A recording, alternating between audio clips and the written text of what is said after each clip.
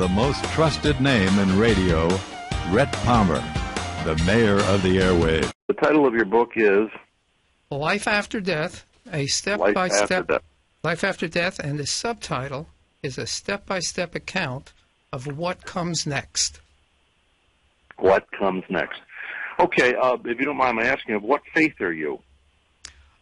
Jewish by birth, and many years ago I recognized who Jesus is. So my wife and I are both Jewish, and so we spent many years in Connecticut in a very fundamentalist Christian fellowship, and became very proficient with the Bible and understanding it. So that's the religious background, Rhett. Okay, so you're a believer in Jesus as Messiah, Yeshua. Yes.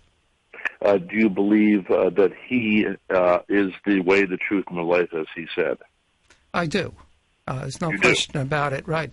Because he is the God of this universe, our creator, our father, who decided to incarnate on this earth for a particular purpose.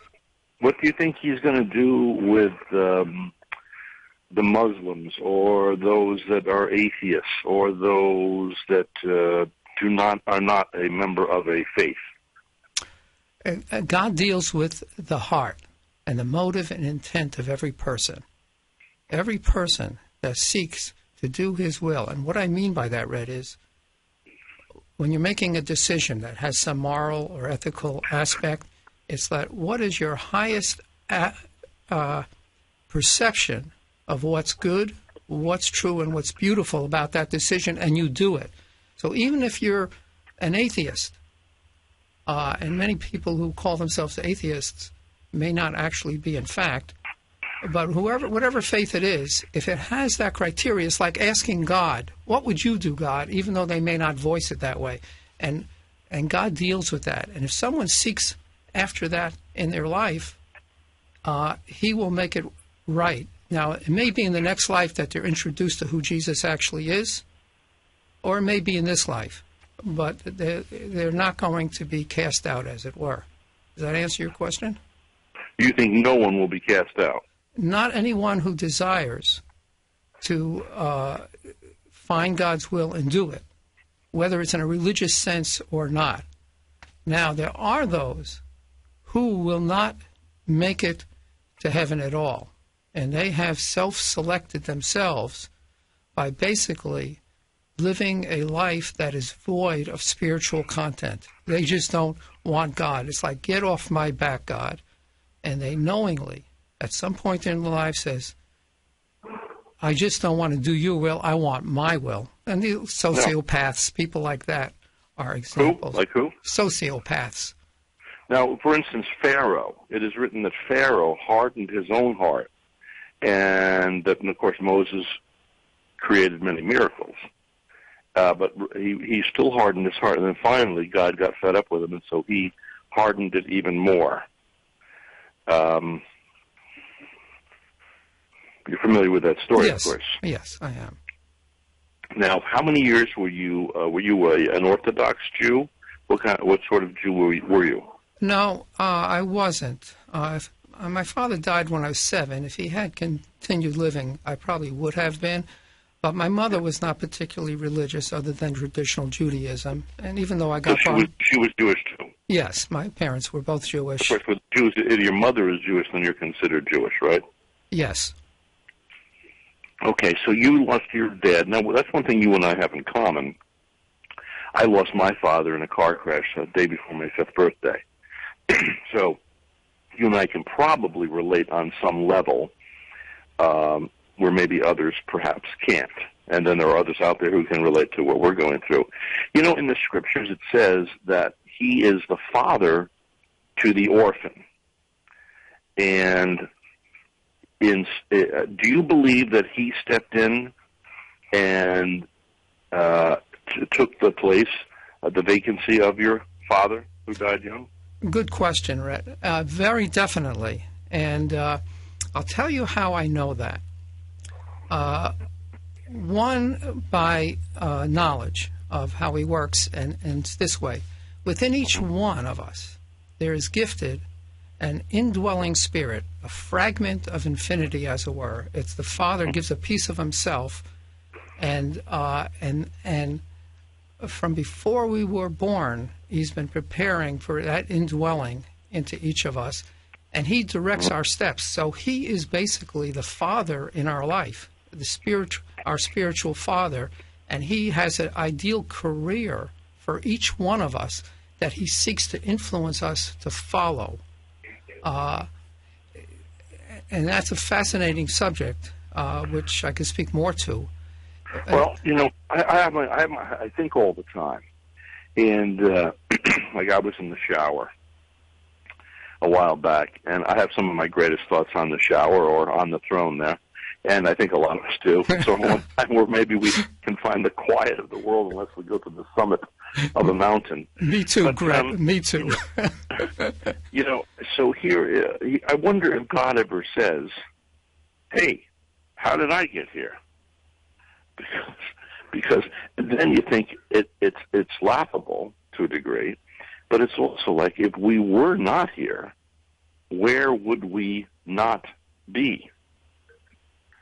So our little brains are incapable of any comprehension beyond where we're at. In other words, we have the very basic utilities of being able to eat and defecate, procreate, and but on the other side, we murder each other, rape, pillage, destroy, lust and greed rule.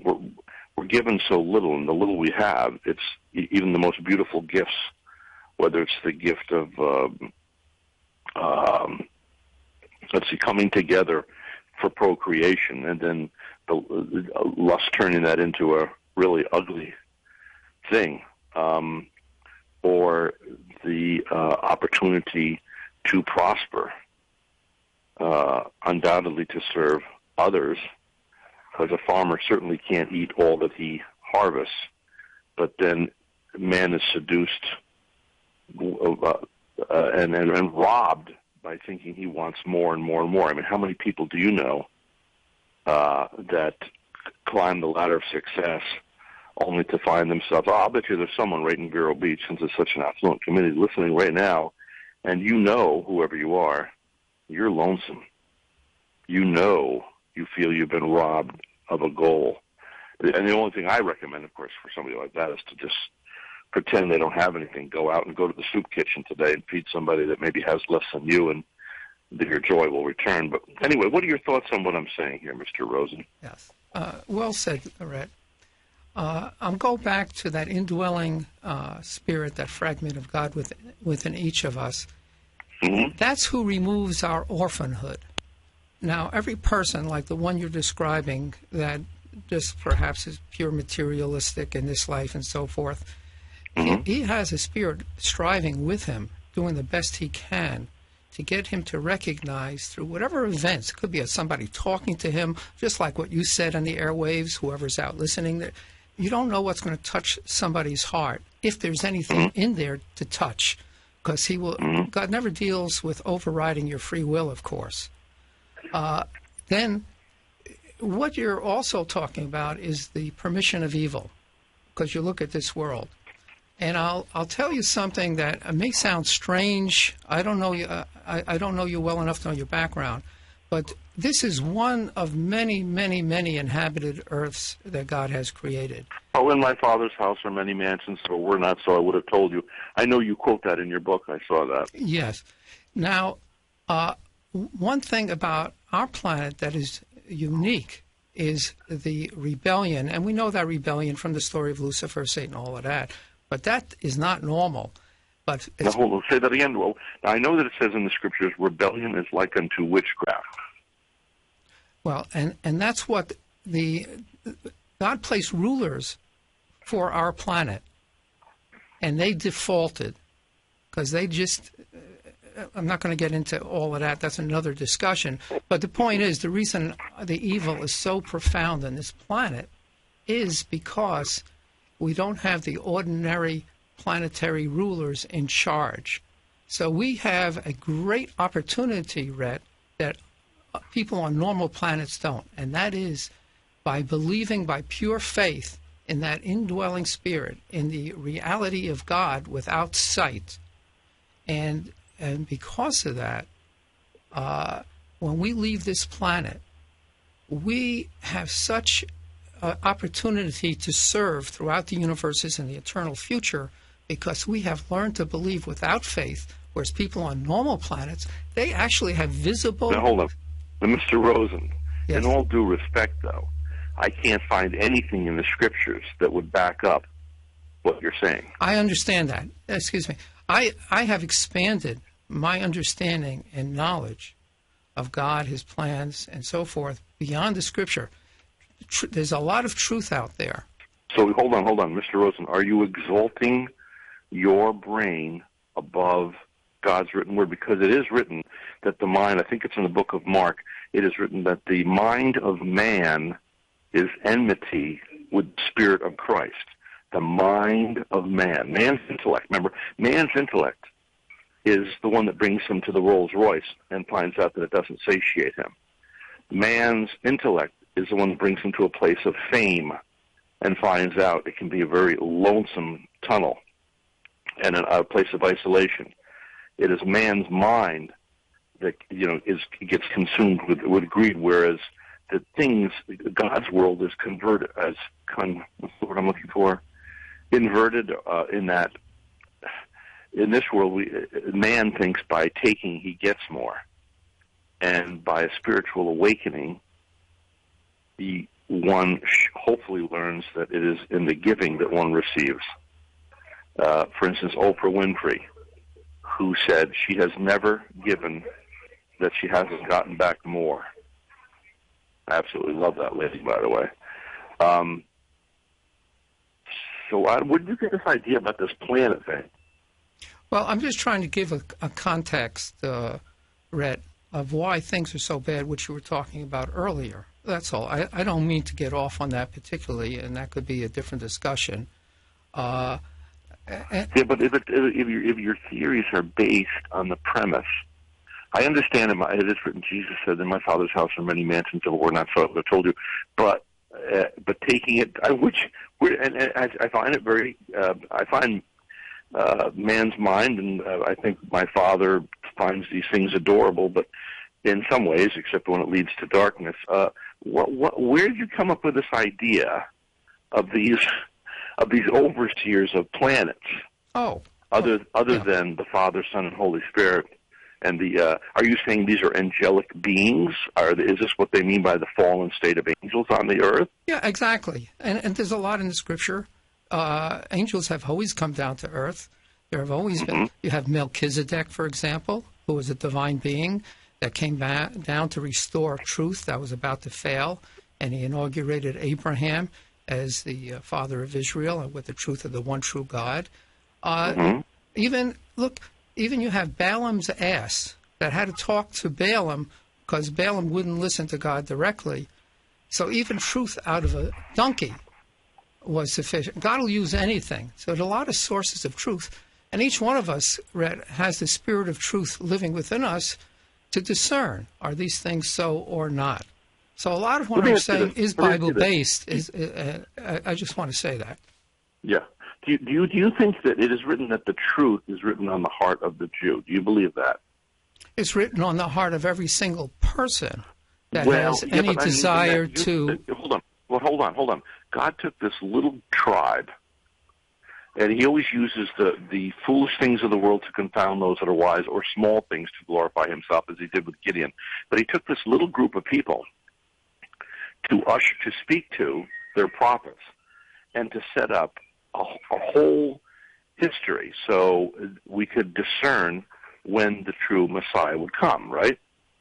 Oh, yes, definitely. God had raised up the children of Israel from Abraham to restore truth to the earth. There's no question. Yeah. And he wanted, through that Jewish line, to have a conclusion, and Jesus came from that line.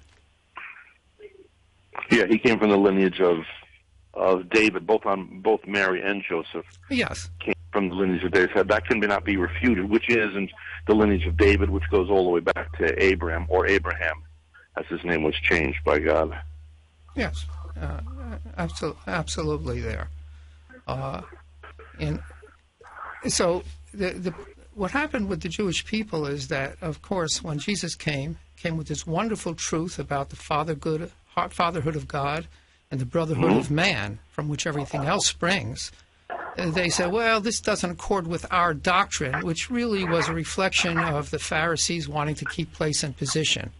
And that's always a problem in any religion, or actually in any walk of life. People are so enamored of their place and position that when new truth comes, it's like they will do anything to prevent it from ejecting them from their power and prestige. And so that's what, yeah, but that's true in all of our lives. I mean, for instance, do you have children?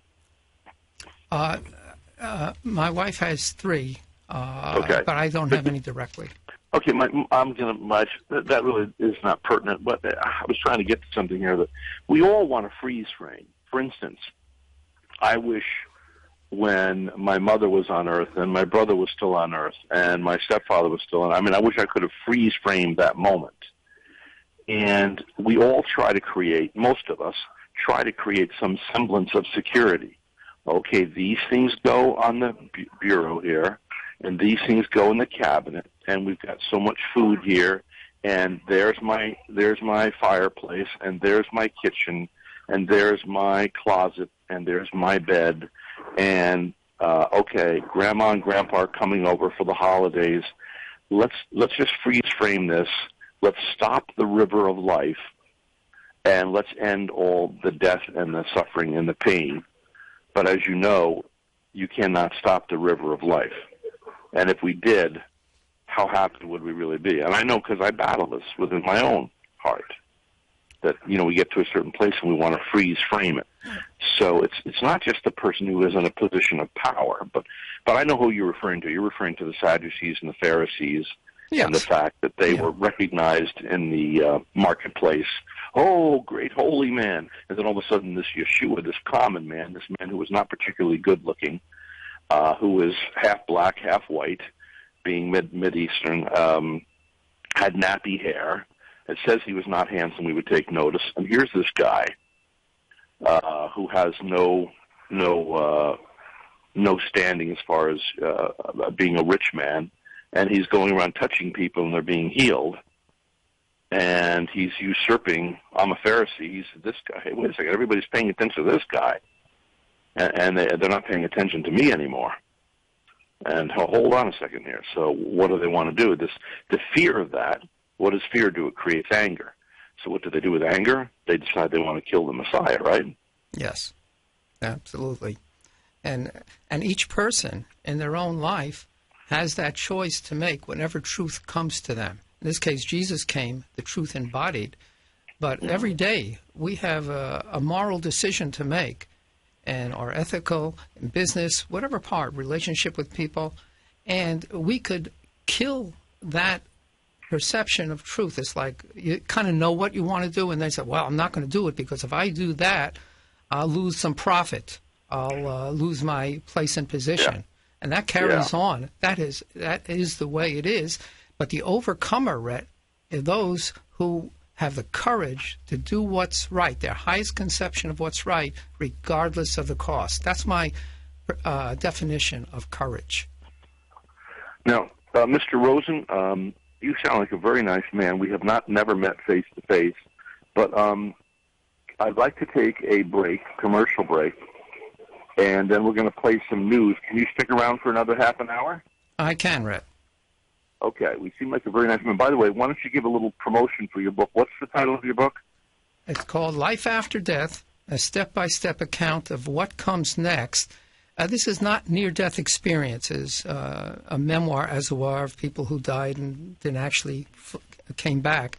This actually details what will happen from the time you die, how you're resurrected, those involved, the different aspects of your being that are reassembled, and then the mansion world experience of where your deficiencies, because we're going to all leave here with deficiencies. We've got a lot of them, but they have remediation up there. It's kind of like you go to college and you don't know enough. I could go on. But, okay. Let's take a break, and then we're going to come back. This is the Mayor of the Airwaves. We're talking with Mr. Rosen, Life After Death. We'll be right back. And now... yes, it is I, the Mayor of the Airwaves. Good morning, everybody. How are you doing? Another beautiful day in paradise. I don't know about you, but I enjoy this time of the year very much, and peacefulness. Mr. Rosen is my guest today. Mr. Rosen, good morning. Good morning again, Rhett. Could you come a little closer to the mic so I can hear you, please? Yep. How's this? Better? That's much better. Mr. Rosen, you live in Sebastian? I do, with my wife. And for 40 years you had a business in Connecticut, and were you in the real estate business?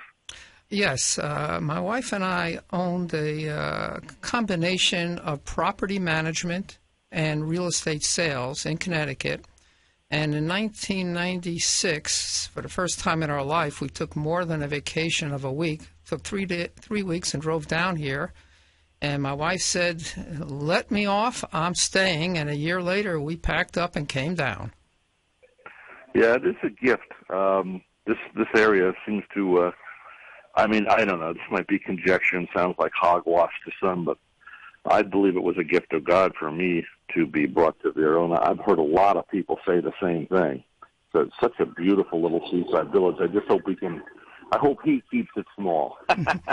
I understand that. I'll tell you, I look at everything after a lifetime of training myself from a spiritual viewpoint, and I love the scripture that says that our steps are ordered from the Lord.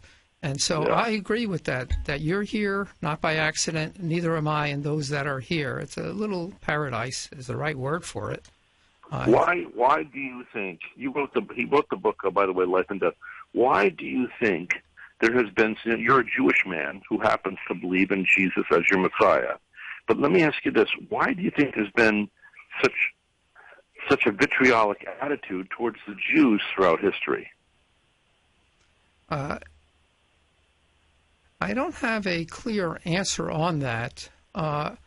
Definitely, after they rejected Jesus, God did not leave each person individually. As a nation, as a people, they no longer had a purpose because they gave that up. But every Jew individually still had God in their life. Now, what do you mean they gave up their purpose? What do you mean by that? Well, God raised up Abraham and the children of Israel to bring restore a revelation to the earth that God is the Father of all nations, of all people, and they did an admirable job getting that one true God. There's not many gods. They're wonderful. But when Jesus came, he was the culmination of everything they were teaching, and when he rejected it, he was rejected, then his additional message, which is God is the Father of each one of us, and therefore everyone is our brothers and sisters, and we have to love them in service. Well, they rejected him, and they rejected that message, so Israel couldn't further send that message out because they no longer believed in the messenger. So he had to go to the Gentiles. But he still works with the Jews, and people have always been hated, whether it's the Jews or other ethnic and nationalities. But what I never could understand was, how can people worship a Jew on Sunday and then hate Jews on Monday? Do they not realize that Jesus, Yeshua, actually, he was the rabbi? If you ask, I suspect, most people who actually hate Jews and persecute them, did you know Jesus was Jewish? They'd say, get out of here. That can't be. Well, most people would not recognize him. He was not this blue-eyed, blonde-haired guy. He was half black, half white, being Mediterranean. He had nappy hair. He supposedly, as a Nazarene, I've been to Israel. Nazarenes have these long faces. The Bible says he was not handsome, that we should take notice of him. So here's this not really good-looking guy, walking around who doesn't have a degree. He's not a rich man by the earth standards. And he touches people and they get healed. And, and he's got these 12 other characters who are hanging around him, Well, and that's where the spirit of truth within each person is so important, to recognize wherever truth comes from. It doesn't make a difference, whether it's a book, a person, the Bible, whatever the source. And they didn't recognize they had the spirit of truth available to them, as it were, but they just, if you don't live a life where you love truth enough, when it comes and hits you and it's not what you're expecting, you say, forget about it. I don't want it. And basically you're telling God, I don't want you anymore. Well, recently I asked somebody in a church environment to help me do something for the holidays, and the person seemed to be interested, but of course I never heard from the person. And I couldn't help but think, if Jesus were to ask this religious person to please come and help him do something, I think that he would have been there, early and bright, and waiting to do it. If Jesus called you on the phone, would you return the call? And if Jesus were coming to your house, how would you clean your house? And if Jesus was coming to your house, what sort of food would you cook for him? Well, he said, his words, he said, if ye say you love the Father, whom you have not seen, and do not love the brother whom ye have seen, ye are a liar, and no truth dwelleth in you. In other words, Mr. Rosen, God is observing the way that I treat you today, because you may be the only Jesus I meet on this earth today. That's a wonderful truth, Rhett. I'll tell you how I put that into practice. Whenever I meet anybody, I see that he's a brother or sister of mine, and I see God living in them. And so if they do something that's good, when I thank them, I'm thanking the God in them, because that was whether they're aware of it or not.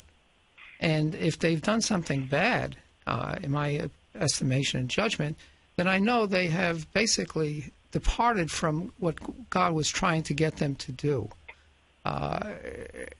So it helps me a great deal throughout life, recognizing everyone I meet is like a long-lost brother or sister, part of the family of God, and I treat them that way. That's it. It's like if I could do anything, it could be physical, material, it could be emotional, a mind, help them in that, or spiritual, financial counseling. Even I have helped people in every area of life, in every aspect, every level. Do you think that's because we're softies? Are we weak? Absolutely. I want to be weak of my own self-life and strong in the God life. And that takes a great deal of strength to be that strong. Well said. Yeah.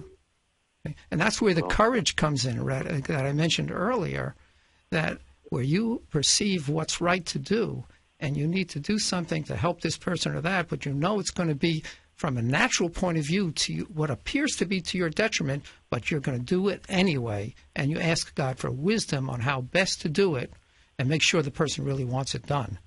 And then God takes care of the rest. And then afterwards, you know how it is, Rhett. You look back and you say, you did something, you felt, oh, this is going to be very bad for me, but I got to do it. And you look back and you say, wow, the best thing I ever did.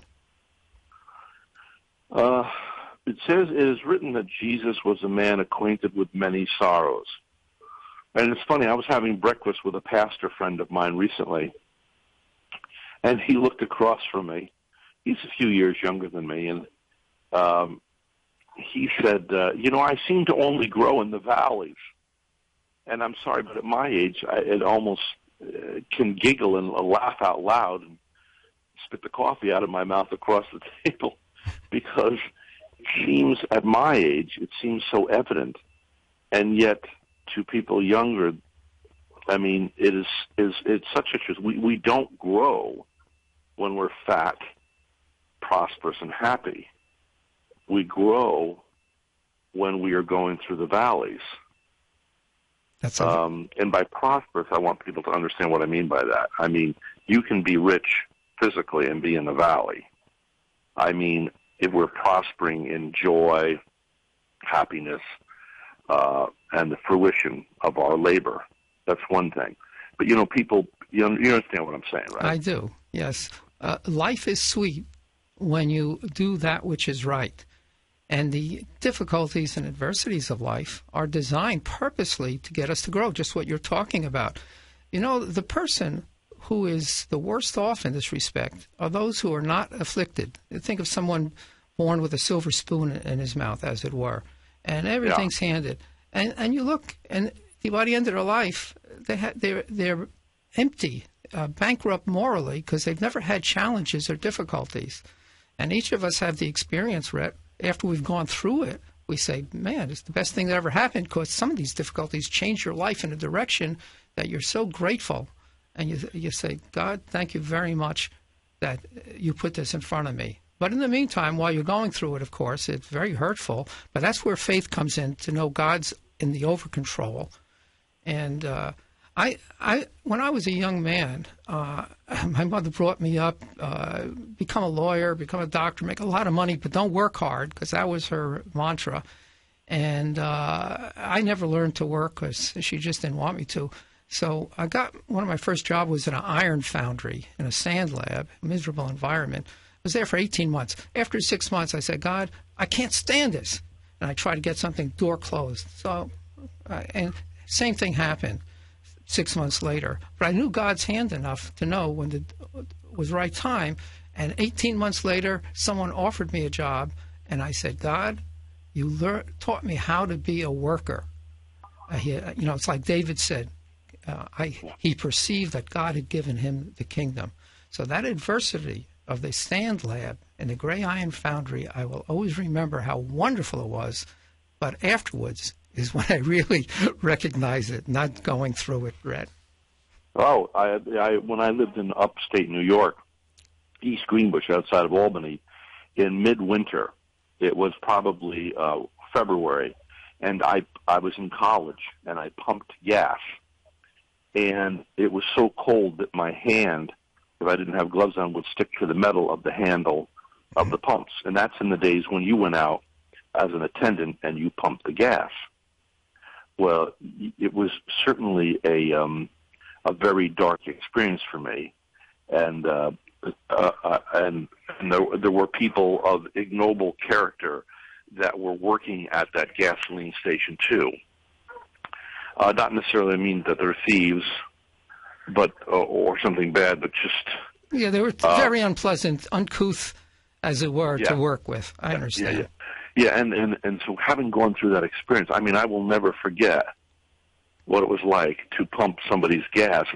But the good thing about it is, to this day, when I pull up and an attendant helps me, I treat that attendant with kindness and respect, Yes. And they're just like a waiter or a waitress. Yes. Oftentimes, these are the most humble people. I would think they would have great favor with God, because people can be so arrogant. First of all, they come in grouchy when they want their food, and then they'll look at the menu, give no eye contact to the person, like, you are my servant, and actually there is nobility in serving. So every position is a position of honor in this world. Whether you're, matter of fact, there's honor in being served, and there's honor in serving. But according to Yeshua, who's more blessed, the one who serves or the one who's being served? I'd rather be the one serving, wouldn't you? Absolutely, it's a good point. And going back to how I personally look at every single person as God meeting a long-lost brother or sister. So when I see a server, waiter, waitress, it's like I'm treating them as God, my brother, my sister. And, so I talk to them and kibitz with them or whatever it is, and or try to encourage them as much as occasion to make their life easier. Sure. The only time I get ornery with a server is when they do not show dignity to me or my guest, in that I don't believe a server should come up to the table presuming you're there for food. Food may be the excuse, the breaking of bread, but it's to join together. And you're in the middle of a conversation talking to this person about how their mother was killed in a car accident, and all of a sudden the waiter comes over and arrogantly interrupts and says, "Oh, do you want more water? Do you want more tea? Are you ready to order now?" excuse me, you see us both leaning in, we're talking softly, wait by the table side or come back or, have some patience. But that's the only time I get irritated with somebody is if they, and the same with me, when I am impatient and I put my needs first, I get very disappointed in myself too when I fail to give the dignity that I'm called to give to others, That's a good illustration, Rhett, of God having a backbone in a person's life. Because that irritation or anger, there's a just irritation and a just anger. And for the sake of that server, he needed to hear that. Because if there's any desire for truth in his life, he'll take it to heart and become a better server and a better person, because it'll go to beyond just serving tables. So you were a faithful witness in that you expressed how you felt. And I'll tell you a rule I have when I know anger is from me or it's from God within my life. I get upset or irritated and I tell people whatever it is I'm expressing. But after it's done, it's gone. But if it stays with me and I'm irritated and I can't get rid of it, then I know it was me. It was Richard the bad versus Richard the good, as it were. Do you like Bob Dylan? Yes. Yep. I grew up with him like many people did. I have an extreme affection for this man who I've yet to meet. I've seen him live a couple times. But anyway, Shane is listening, I hope, and I'd like him to find the song Dignity by Bob Dylan. There is a version where it's just him on the piano. We can find that. Now, if we can't, we'll take whatever version we can get. Let's go to a commercial break.